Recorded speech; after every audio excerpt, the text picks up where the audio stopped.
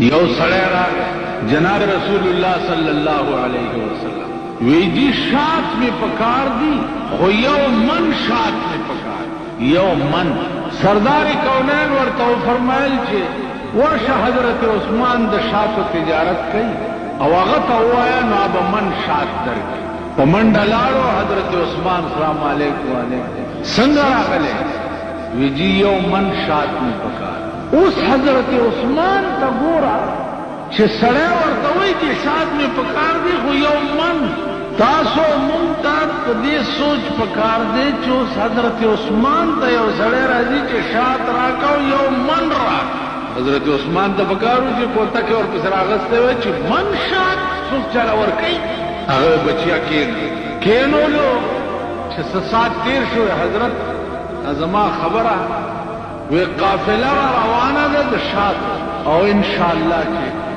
ستا فرمایش به زه پوره کوم ته تر هغې کېنولی دی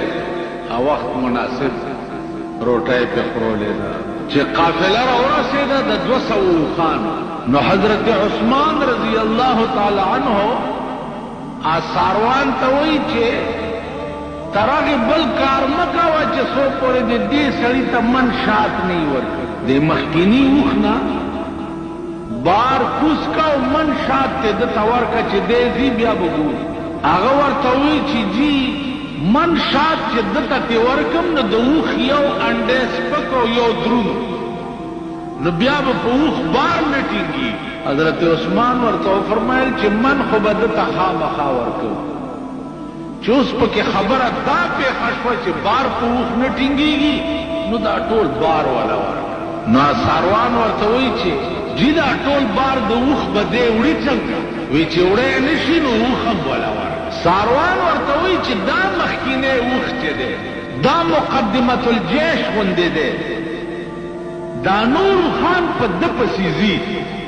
که دی د مخې نه لرې کړم دا 200 اوښان بیا ځي نه حضرت عثمان ورته وی چې دا مخکینی اوښ او بار خو ما دې سړي له ورکړه اوس چې دا 200 اوښان د دې اوښ نه بغیر نه ځي نو پړی راواله او ټوله قافله دې سړي ته حواله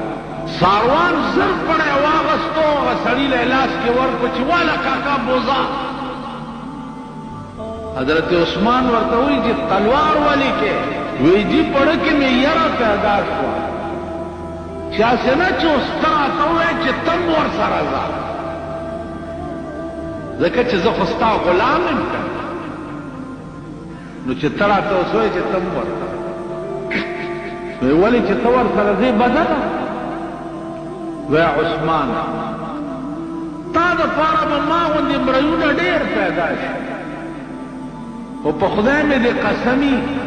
چې ما دپاره به تا غوندې آقا پیدا نه شي د ورکړې چل دې ته ورکړه دې ته وایي